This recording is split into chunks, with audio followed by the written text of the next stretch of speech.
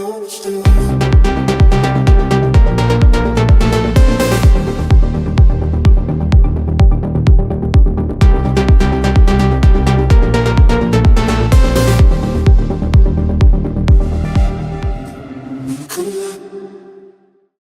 good morning. Hope everyone is doing well.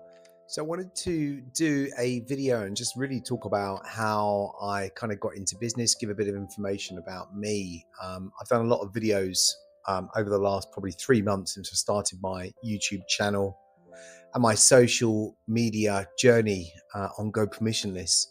But I think it's always good to know really, what I'm about, where I started in my entrepreneurial journey, to kind of give more of a insight, I suppose, into my life and how I started, and not to bore you with a CV or anything like that, but it's really just to kind of understand a bit more about me. Like I say,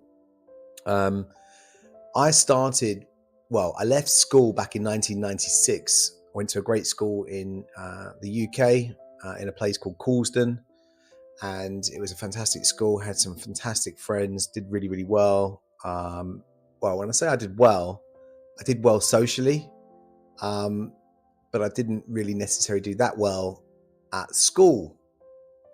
But needless to say, I went on from school, did the college thing. I went to do a business studies course. Didn't have a clue what I was doing or what I wanted to do or have any sort of inkling in really what I wanted to do in life. And it kind of got me thinking back all those years ago, it's kind of good to talk about things now because you learn a lot of stuff along the way. You have a lot of issues and a lot of mistakes that are made on the way. So I started basically 1996, left school, went to college, and then didn't realize at the time really what I wanted to do, and kind of looked at everything and, didn't know where I was going, didn't have any idea. You know what it's like, you kind of leave school and everyone has these expectations of you that you've got to be able to do this, that and the other and have this grand scheme or plan. But quite frankly, I didn't have any idea what I wanted to do.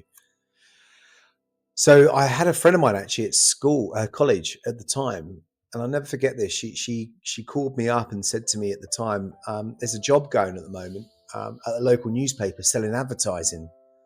And I've always liked talking and, thought, well, I've got nothing to lose, to be honest. Let me give it a go and give it an interview at least. And if they like me, fantastic. And likewise, maybe I'll be able to get a job there. So did an interview, got a job, my first job basically in the sort of corporate world, if you like. And it was working for a local newspaper called the Croydon Advertiser. And that was 1997. And what that job really allowed me to do was really, is my first sales job, essentially. Got me to really understand how to sell. It was selling classified advertising. And I realized, selling was a passion really of mine. I was good at talking with people, good at articulating stuff. And it was essentially selling advertising for the classified advertising section of the newspaper at the time. And what was interesting was, and I didn't know this, but it taught me, obviously, the corporate world to a basic level, but it taught me how to sell. And I find, for me, throughout my whole career, selling was such an important, or has been such an important ingredient to, I guess, the success really of my world. If I couldn't have conversations with people and I couldn't talk with people and be able to negotiate and sell, that really, really helped. And it really kind of pushed me on my sales career. So again, I don't want this to be a CV, but it was kind of discussing, or me to kind of get the point across of how I went from leaving school to becoming an entrepreneur and then becoming an investor stroke entrepreneur. So that was it really. I kind of got into that whole remit of selling. And then I went through different magazines, in selling. Then I went from classifieds to display ads, because display advertising was really popular at the time. It was just, you sold full page ads, half page or quarter page ads. And then basically from there, I realized actually I built up a nice skill of presenting to people and talking to people. And I thought, this is great. And then I went in from working locally in an area of South London to working in central London. And I thought, this is great. I've made it. I'm in the city, working with brands and things like that. But along the way, I've always been really sort of captivated and really drawn by technology. And technology has always been kind of a big thing for me. My father used to run a hi-fi shop back in the 80s. And I've always been playing with gadgets. He's always kind of been tinkering with computers, and he then had a computer business after the hi-fi business. And I've always opened things up out of a box, even with my dad or along the way of my sort of life, if you like, playing with stuff. And then I've started to build PCs and, all that kind of stuff, and, understand how a PC works. And then advertising was great, but then I got to a point of actually saying, you know what, this is just limited. I'm just constantly on the phone. I think the only benefit of advertising was it gave me a great skill, but it also gave me a great expense account to go and meet clients and do lunches. And I realized at that time I really love, eating, and I love talking, and I love meeting with people. So I thought this is fantastic. But it got me to a point where I was like, actually, I'm not really enjoying this anymore. It's good, but I wanted more. I wanted to kind of embrace this new world of technology. And 1996, 97, the internet came out, and I started getting more into that. But then I really wanted to understand how computers talk to each other. And because, as I said, I played with computers and understood a computer was a client, and a client spoke to a server, but I didn't understand how servers worked. And I had a good friend of mine at the time, and who still is a good friend, actually, a guy called Mark, ran his own IT company. And I wanted to kind of, learn more. I used to pick his brains and pick the phone up to him. So Mark, if you're watching, thanks for all that help that you gave me back in those days. It was amazing. But one thing that really stood out to me was I wanted to get into this market called IT, and I didn't know how to get into it. I was a young kid, didn't know what to do. And I really wanted to say, look, I wanted to get into this market and I wanted to learn more. So I called a few IT like consultancy companies up, or IT support companies at the time. And this is probably 1997, 98. And then I realized actually no one wanted to speak to me. And I was thinking, why is that? Young guy, I'm up for it. I'm really, keen to work, wanted to earn money, but they didn't want to talk to me. So I thought at the time, do you know what I'm going to do? I'm going to write a load of letters. And I never forget this. It must have been 1998, I think. I wrote 50 letters, or around 50 letters, and I printed them out. Obviously, I was living with my parents at the time. Really, really sort of career driven, wanted to earn money, but as I say, no one wanted to employ me. So out of these 50 letters, I sent out to loads of IT companies locally, excuse me, around London, Kent, all around the areas. And then I ended up having one response, and it was a company called Akita Systems. And there was a lovely guy, or two guys actually, called Adrian and Christoph. And they Christoph wrote me the email. I'll never forget this. So Christoph, if you're watching, a massive, massive shout and hug to you for helping me out. Christoph basically wrote an email back to me, or a letter, I think, back then, and said to me, look, I really like your approach. Can you come and see me? So I was really excited, and I thought, this is fantastic. One letter out of 50, this is great. I'm going to snap it and grab it by the horns and see what I can do. So I met Christoph. I went down for an interview. It was down in a little village called Kemsing in Sevenoaks. Absolutely lovely place. And at the time, I was living in Causden. I think I had my first flat in Causden. And then, went for the interview, and they said, look, we're going to give you a trial run, but we really like your approach, that you've written a letter to us. And I said, I've written loads of letters, and you're the only one that came back. He said to me, we want to give you a training course, and basically just train you up to be an IT support engineer. I thought, this is fantastic. I wasn't even worried about the money at the time. All I wanted to understand was, how did a computer talk to a server? And this company ran, server network operating systems, or IT support for, Microsoft networks. And they were fantastic. They taught me everything. Adrian and Christoph taught me everything. They trusted me. They let me go out. And I think I was on about £12,000 a year, which at the time for me was a lot of money anyway, but it wasn't about the money. As I said, it was really about me just learning how to become a network engineer and really kind of go through the ropes. So I think it's a really, really good thing, and for any young person is you always hear about this, and young people saying, oh, it's really hard to get a job, and, keep pushing, and they get bored of, applying. But I think, if you use initiative, I think employers really, really respect that.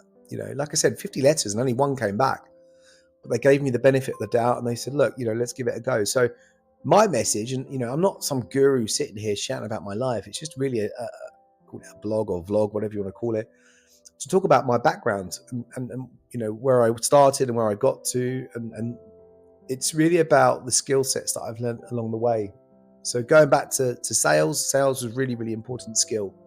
Sales and negotiation is something that's taught me a huge thing about, one, to talk to people, how to negotiate at business level, but also negotiate with, on a personal level with people, whether it be friends, family, but as I say, with professional colleagues and etc. So I found that very, very important. So yeah, when obviously with the IT company, Akita, they were fantastic. And then I realized actually, this place was great. They taught me loads of stuff, and I learned a huge skill. I even went back to college at the same time, and I was learning what they called the MCSE, the Microsoft Certified Systems Engineer qualification at a college called Nescott, which was really, really cool. Learned how to do everything. But I also then realized at the time I still wasn't really an academic type of person. I wasn't really good at learning. I had all these top guys in the class who were just fantastic, and they were like IT engineers and gurus. They just knew what to do, and they got stuff really quickly. I've always been a slow learner, and it took me time. And I realized, Christ, you know what? I think I still love selling. So then I realized, actually, do you know what? I need to learn from what I've learned from within this business in the IT world, and then actually look at that, and how can I kind of go from working in IT, but then not being an IT engineer, and actually going back to selling, but in IT. And I realized actually my power, my passion was really working as a salesperson. So then very quickly I went back into selling, but IT solutions, and I've been in that for many years. And then I think it was in 2018, was it 2018? Yeah, I think it was 2018. I basically worked for my last IT contracting company, IT support company it was. Fantastic guys based in Purley, a company called CompuCare. And they were great. They looked after me, and I did sales for them for many years. But then it got to a point, things weren't performing in the industry. There was a lot of competition. And I was basically made redundant or terminated or sacked. Who knows? I can't really remember the exact thing, but they just said things weren't working out at the time. And I realized, Christ, this is not good. It was the first time in my life I actually thought, I'm scared. I've got bills to pay. I've got a flat. What do I do? And it was the horrible feeling. And at that point, I'll never forget it. I went down to the local pub near where this office was. And I realized, oh my God, this is the end of my life. But little did I know, that was the actual start of my life in terms of my working life. Because after that, it made me like a fish out of water. And I realized, oh my God, I've just lost a job. What do I do? And I went into like freak out mode. And I really, really wanted to look at what can I do to, well, it wasn't what I wanted to do. It was almost just, like I say, panic mode. And I just went into panic mode and think, what can I do now to better my life? And then at that point, I realized, why my father became an entrepreneur, because it wasn't all about working for somebody. And then, we didn't have YouTube, and we couldn't learn all these things. And I realized at that particular time, I realized it was the best thing that ever happened to me. Getting terminated or made redundant, it was the best thing. I realized at that time, this is fantastic. I'm a fish out of water. And at that time, mobile apps were taken off. On iOS, it was the biggest thing with the App Store. And I realized, I knew a lot about technology, and I realized this market, apps, is going to be taking off, slowly but surely. So I ended up building a mobile app development company based in London.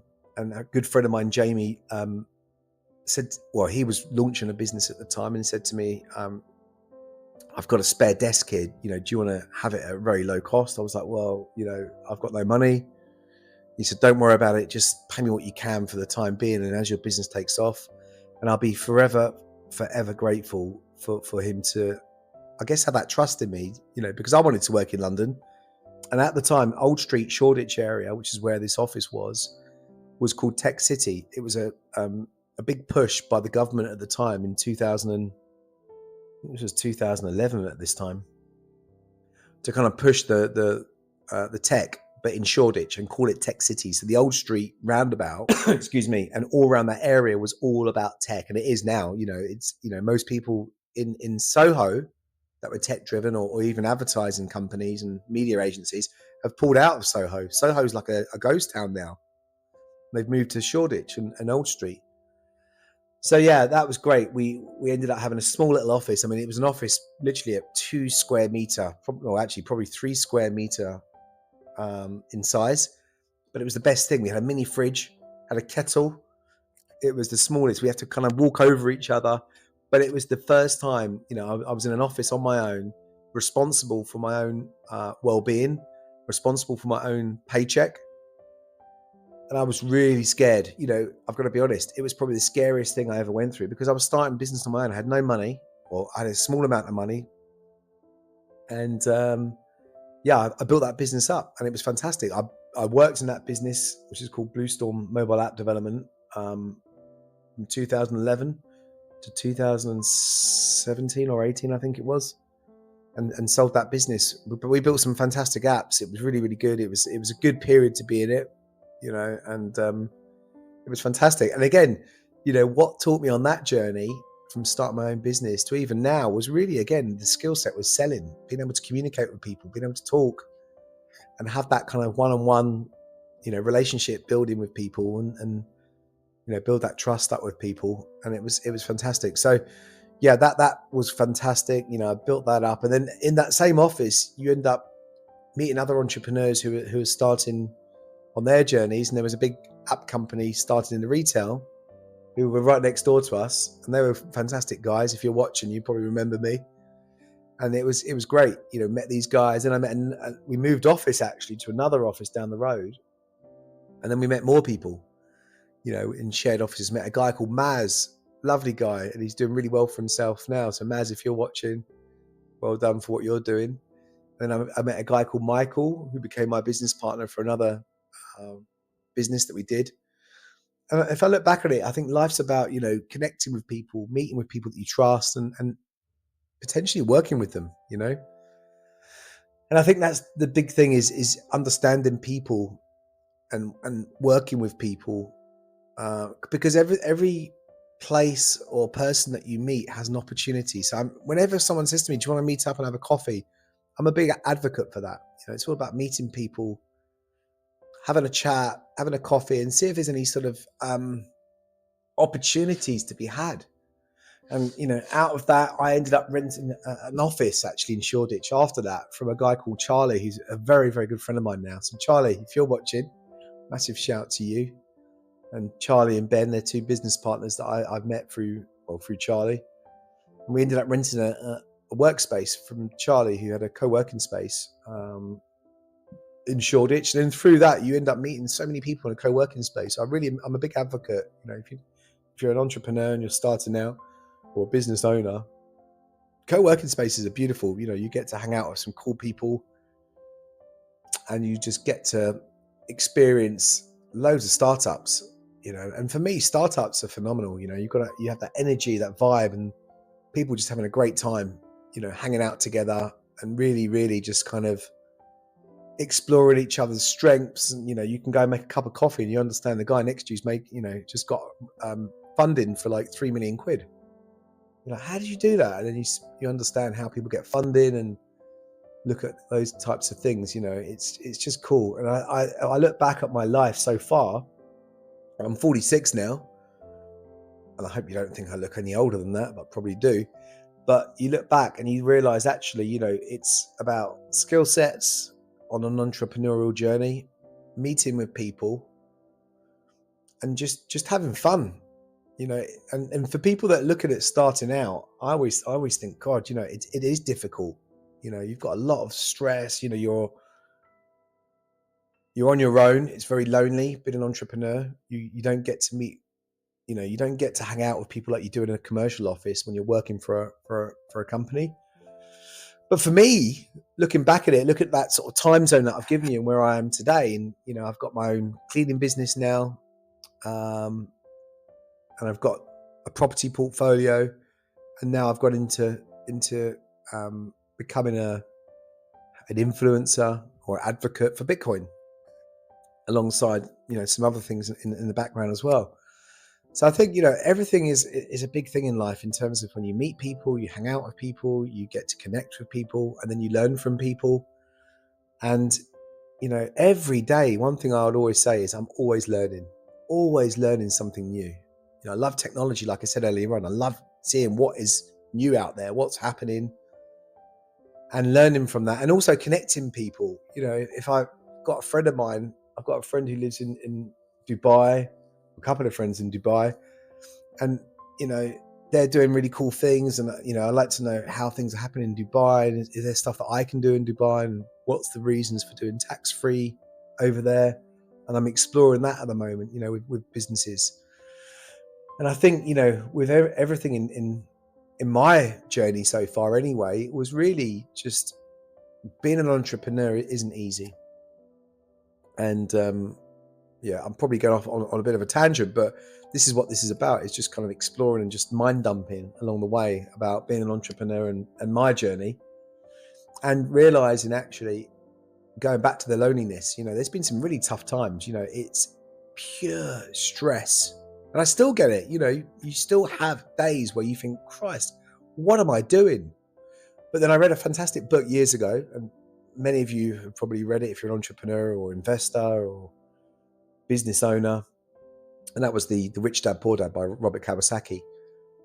Really, really, really interesting. But then there was another book that he did as well, which was Cash Flow Quadrant, which is absolutely phenomenal. And it talks about a quadrant where you're like on a matrix like that. And are you a business owner? You're an investor? Are you business owner, investor? I can't remember the other two now. Self-employed person, and then business owner, I think it was. And then you've got to see where you sit. Oh no, sorry, employee. So you're a business owner, investor, employee, or an independent contractor like worker or self-employed. And once you realize, and you look at that quadrant, and this is when I first read this, I wasn't an entrepreneur at the time. I was thinking, God, I don't want to be an employee anymore. I'm working for somebody else, which is fine. I did that for many years. But then I got to a point where I think you have that entrepreneurial spirit, inside. And, it doesn't matter where you sit on that quadrant, being an employee is fine. I was an employee for many years. But I realized that I wanted to let that entrepreneurial monster out, if you like, and try something. And I guess I don't mind risk. I think that's the thing about it, is if you've got a high risk tolerance, some people don't want to make the jump, which is totally understandable. But for me, I'm not a gambler, but when it comes to business, I make calculated risks. And I've always been that sort of person. I thought to myself, if I make a calculated risk and it doesn't work, then I can always go back and work for a company, which is fine. It's all good. But I wanted to try something else that I wanted to do. And that was build something. And along the way, I've learned a lot about technology, mobile apps, web apps, servers. I know the whole thing from, technology stacks to, recruitment, to compliance, to invoice, accounts. And I did a recent video actually on the channel about SSE, Substantial Shareholder Exemption Scheme, and how you can save tax for company owners out there that are looking to potentially sell a business in the future, and how to structure a business effectively if you're looking at exiting. And again, these are all sort of things that I've learned along the way when I've sold businesses previously, So it's really, really cool. And I think, anyone who's on their entrepreneurial journey, it's just such an amazing thing. And yeah, just, there is a lot of stresses. There's a lot of anxiety. I think anxiety is a massive thing. I was watching a guy, Mr. Sturgis. He's on TikTok, and he was talking about it. He runs a golf course, and he set up a golf course in the 80s. Had no money, lost the deal originally. Then suddenly the deal came back, and he was approached by the seller or the vendor, said, "Did you want to buy this now? We're still interested to sell it." And he ended up financing the deal without his own money, which is just fantastic. And it's people like that. You look at entrepreneurs and their journeys, and you realize, Richard Branson, for example, you look at what he did when he first started Virgin, the airlines. He couldn't fly home from a particular area on time. Something happened and the flight was cancelled, something like that. But correct me if I'm wrong. Leave a comment if I'm completely wrong there. So he ended up chartering a flight, worked out how to charter a flight, put a sign up in the airport saying, "Look, flight's home to this location." And it's that entrepreneurial fire that gets you to that sort of level. And people go, "Hold a minute, I can solve a problem here." And I think that's the other critical thing is solving a problem within a business. It's very quick to start a business and just think money. In my case, I wanted to start the journey because I was forced to. I was basically terminated from a job. So I think when you look at things like that and you realize how people start, the other side is you're either thrown in the frying pan like I was. You go, "Christ, I've got to start a new journey here. Do I go and work for a company, or do I go for a risk, try and take a calculated risk?" Or you look at it solving a real problem within a sector. In Richard Branson's choice, it was looking at the flights. He couldn't get a flight home on time, and the flights were all broken. The service was bad. He wanted to solve that problem, and hey presto, Virgin was born. Excuse me, my voice is going. But really interesting. I want to get these sort of vlogs out there. So this is just the first of many, just a little bit about entrepreneurial journey, a little bit about me. Give me your likes, give me your comments, give me your shares, subscribe to the channel, give me some more information. That's a little bit about me. I'm going to do a little bit more as we go forward. But thanks for watching, and keep in touch.